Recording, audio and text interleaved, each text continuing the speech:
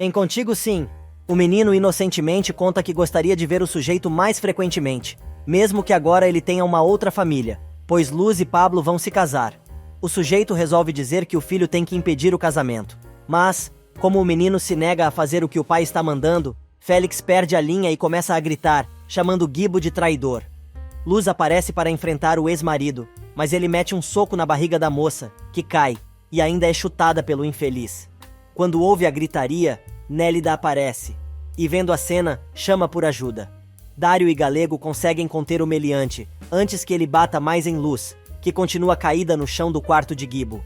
O menino chora, desesperado, querendo saber se sua mãe está bem, enquanto os médicos a escoltam até o elevador.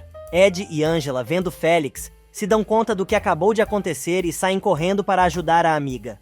Já em seu consultório, Leonardo conversa com Benjamin. O inspetor comenta que não entende por que o médico quer reabrir o caso do ciclista, e Léo explica que aquele processo foi estranho desde o início e envolveu muitas circunstâncias e muitas coincidências que ele precisa averiguar, as quais, inclusive, ele só se deu conta há pouco. Interessado, o detetive pede que o rapaz seja mais explícito. Leonardo, então, conta que tudo começou quando Salma, sua atual esposa, pagou para que ele fosse solto, e logo em seguida, Ângela terminou com ele.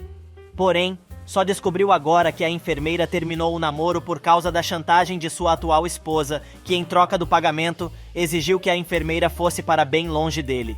O inspetor comenta que com tudo o que o médico contou, já tem uma base para começar uma nova investigação e ainda diz que tem informações sobre o caso de Sandro. Benjamin revela que, mesmo ele autorizando a entrada da polícia para verificar novamente o apartamento, já tem uma ordem judicial para revirar as coisas de Mirtes e também o quarto dela no imóvel. Leonardo reitera que a sua casa está de portas abertas, mas diz não entender o que sua mãe tem a ver com a história. O policial responde que não pode dar detalhes de uma investigação em andamento, mas pode afirmar que Mirtes e Aníbal eram amigos íntimos. Assustado, o médico imediatamente lembra do cafetão, mas por via das dúvidas, pergunta ao policial se o meliante é o mesmo que atacou Ângela. Benjamin confirma, mas avisa que tem mais algo a dizer e conta que Mirtes e Aníbal foram vistos no apartamento em um horário muito próximo da morte de Sandro. Enquanto isso, Luz chora nos braços de Ângela enquanto Ed distrai Guibo. Chorando, a doméstica pede à amiga que não conte nada a Pablo, para que a situação não fique ainda pior.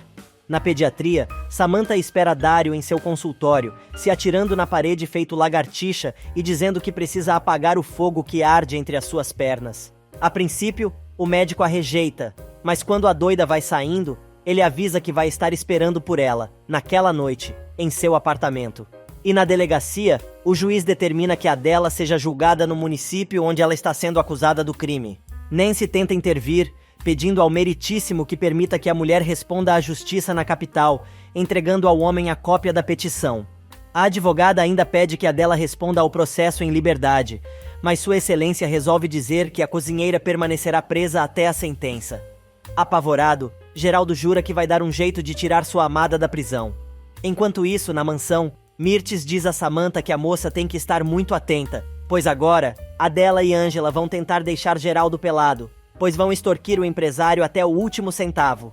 A jiboia manca ainda conta que tem certeza do que está dizendo, pois ficou sabendo pela secretária do empresário que ele está dando toda a assistência, inclusive financeira, para tentar livrar a cara da cozinheira. Samantha comenta que não acredita que seu pai tenha caído tão baixo, porém, Mirtes não para de falar e diz que a mulher enfeitiçou tanto Geraldo que conseguiu separar o homem dela. Desconfiada, a influencer pergunta se a amiga está interessada em seu pai, e a mãe de Leonardo assegura que seu interesse por Geraldo é apenas como amiga.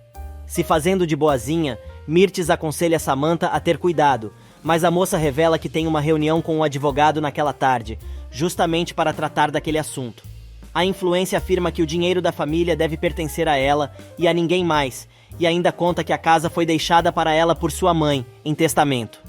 Quanto ao consórcio, vai providenciar um adendo nas cláusulas dos contratos com os sócios, para garantir que nenhuma esposinha indesejada meta a mão na empresa, seja ela a dela ou qualquer outra. Toma jararaca manca! Naquela noite, Mirtes resolve pegar umas coisas no apartamento do filho e resolve dizer que não acha certo o que o rapaz está fazendo, pois Salma está sofrendo muito. Revelando que a nora já contou tudo o que aconteceu, ela diz que a moça é esposa do médico e ele não pode colocar a palavra de Ângela por cima da de sua mulher. Por mais que Leonardo diga que não quer falar sobre o assunto, Mirtes insiste, dizendo que, acima de tudo, é sua mãe e vai repreendê-lo sempre que achar necessário. Irritado, o médico joga na cara de sua mãe que, se o assunto é sobre quem está dizendo a verdade, gostaria de perguntar uma coisa e questiona Mirtes, querendo saber se ela teve alguma coisa a ver com a morte de seu pai. A resposta foi um sonoro bofetão. Gritando, a mulher pergunta como o filho ousa dizer uma coisa daquelas, e Leonardo, gritando, diz que não é mais criança e precisa saber da verdade. Leonardo coloca a mãe contra a parede e quer saber o que ela e Aníbal estavam fazendo em seu apartamento na noite em que Sandro morreu. Mirtes diz que não sabe de quem ele está falando, mas o médico, furioso, afirma que ela sabe muito bem de quem ele está falando e ainda explica que o sujeito era o traficante de mulheres que quase matou Ângela, acrescentando que os vizinhos a viram entrar e sair com ele do prédio. Enquanto isso, na periferia, Félix, que já enxugou quase uma garrafa de vodka, diz a Baldomero que ele tem que encontrar uma forma de ajudá-lo a se livrar de Pablo e seu primo. O advogado pede calma a seu compadre, para que ele atue com cautela.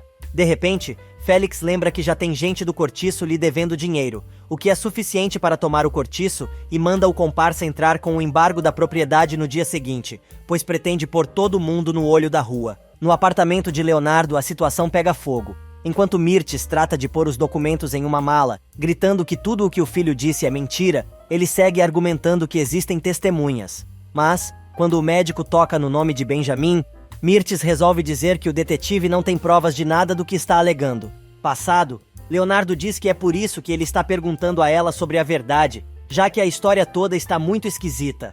A Bruaca aproveita o desespero do filho e diz: "A verdade é que você idolatra aquele bebum.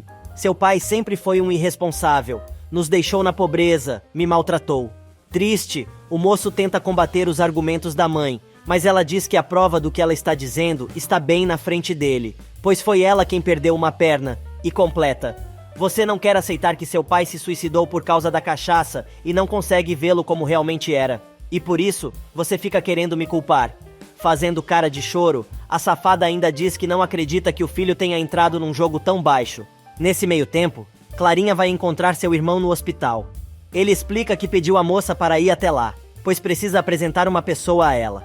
Cândida aparece e fica encantada com a beleza da menina. Mas antes que Álvaro explique quem realmente a mulher é, ela conta que foi muito próxima dos pais da menina, pois trabalhou com eles durante muitos anos.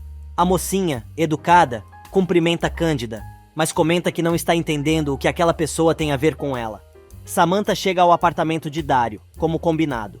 A moça, que tem o objetivo de engravidar de qualquer jeito, se joga pra cima do ex-amante, pedindo que ele a atire na parede e a chame de lagartixa, mas o rapaz deixa claro que o caso deles já terminou, faz tempo. Arrogante, a influência avisa que o rapaz não vai se livrar dela assim tão fácil, mas o pediatra quer saber exatamente o que a moça quer e ela revela que quer um filho. Depois disso, vai deixá-lo em paz. No cortiço, o assistente social aparece com a polícia, dizendo que por causa da mentira que pregaram, a justiça negou o pedido de adoção e está ali para levar a menina para o orfanato. Por mais que Ed e Ângela tentem evitar, os policiais levam a menina à força. Dário, por sua vez, diz a Samantha que não está disponível para ser usado para as vinganças pessoais da influência. Alegando que sempre se negou a entrar no jogo, mas, como ela começou a chantageá-lo, acabou cedendo. Dário deixa claro mais uma vez que não quer mais nada com ela. E como a Patricinha não aceita perder, joga na cara do rapaz: "Você se engana se acha que com isso não está pondo seu emprego em jogo. O fato de você trabalhar na fundação não garante nada, pois a instituição é autônoma até que os acionistas decidam o contrário, e eu faço parte do grupo de acionistas. Portanto, é melhor você fazer o que estou mandando." Dário resiste e, com um safanão, tira as mãos pegajosas da moça de seu rosto, afirmando: "Acabou tudo que existia entre nós, Samantha. Por favor, vá embora." Despeitada, a mulher avisa que agora sim, ele vai conhecê-la como inimiga. E no hospital, quando Cândida vai contar quem ela realmente é para Clarinha, Álvaro interrompe a conversa, dizendo que a mulher foi babá da irmã quando ela ainda era um bebê. Mas a moça misteriosa está mais afim de saber da vida de Clarinha. e pergunta se ela tem namorado. A garota conta que sim, e se chama Dário, mas Álvaro não suporta o rapaz, porque ele foi amante de sua esposa, além de ter a mesma idade que seu irmão. Mais uma vez, Álvaro se mete e diz que o pediatra é um mulherengo igual ou pior que ele. Mas Cândida, para evitar a discussão, muda de assunto e quase deixa escapar sua verdadeira identidade. Porém, Clara, que não é boba, começa a ficar desconfiada e quer saber por que ela se interessa tanto por sua vida e pergunta à mulher quem ela realmente é. Félix manda Baldomero providenciar tudo o mais rápido possível para que a pobreza que mora no cortiço seja despejada, mas a turma está mais preocupada com Estrelinha. Nancy explica que antes de fazer qualquer coisa, precisa saber para onde a menina foi levada, prometendo verificar tudo no outro dia, bem cedo. No apartamento de Leonardo, Mirtes termina de arrumar seus papéis na mala e avisa ao filho que vai tirar suas coisas dali, pois não quer continuar importunando. Porém, o rapaz vê o nome de Aníbal em uma das pastas e pede para ver os documentos. A mulher nega, e o médico volta a insistir que Aníbal faz parte de uma investigação da polícia e quer saber sobre o que se trata aquela pasta. Mirtes explica que aqueles papéis são os contratos de prestação de serviço fotográfico das obras da galeria, que o sujeito prestava a ela durante alguns anos. Leonardo insiste em ver e tirar uma cópia, mas a mãe não muda de ideia. O rapaz diz que, então, se é assim, é porque ela realmente está escondendo algo. Porém, a mulher responde: a única coisa que preciso esconder é a vergonha e a tristeza que me dá, por ser tratada dessa maneira por meu próprio filho. Se fazendo de vítima, Mirtes diz que vai embora, pois não quer continuar sendo humilhada, mas esquece algumas pastas, e o médico trata logo de ir olhar. No hospital, Clarinha continua tentando entender quem é a tal Cândida, que apareceu de repente. Sob os olhares atentos de Álvaro, a mulher conta uma história triste, dizendo que foi morar em outra cidade, mas sempre quis voltar, principalmente depois do acidente que ela sofreu com os pais. Mas a garota pergunta se é realmente só isso, pois sente que a estranha está escondendo alguma coisa. Cândida, desconversando, pergunta se pode conhecer o namorado da garota que, mesmo com a desaprovação do irmão, diz que seria um prazer apresentá-lo. No dia seguinte, enquanto Nancy tenta evitar que a dela seja transferida para o presídio feminino e tenta descobrir onde está a Estrelinha, Geraldo vai ver a amada na prisão. O homem diz que precisa explicar o que aconteceu entre ele e Mirtes, na noite do casamento de Salma, dizendo que aquilo foi um erro, e vai tratar de deixar tudo bem claro com a mulher que não quer nada com ela, pois está apaixonado pela cozinheira. Mas a dela, apesar de ter ficado feliz com a explicação, diz que ainda existe uma outra mulher entre os dois. Do lado de fora, Ed e Angela, acompanhados da advogada, decidem explicar que tudo foi uma mentira da própria Estrelinha, pois ela estava apavorada com a possibilidade de voltar ao orfanato. Mesmo bombardeando o promotor de justiça com várias possibilidades e hipóteses para continuar cuidando da menina, o sujeito nega tudo, dizendo que o que está feito, está feito. Na cadeia, Geraldo pede a Adela que deixe ele decidir sobre a memória de Beatriz, mas pede, encarecidamente, que os dois se deem uma oportunidade. O homem ainda diz que sabe que ela não vai ficar muito tempo presa, pois é inocente, e vai estar esperando por ela quando sair dali. Porém, a cozinheira está com medo de Samantha. Geraldo, então, pede que a mulher esqueça de sua filha, jurando não abandoná-la enquanto estiver presa. Do outro lado da cidade, Félix encontra Pablo na rua e enfia um soco na cara do ursão. O motorista, devolvendo na mesma moeda, diz: quero deixar claro duas coisinhas. Primeiro, Luz não é mais sua esposa.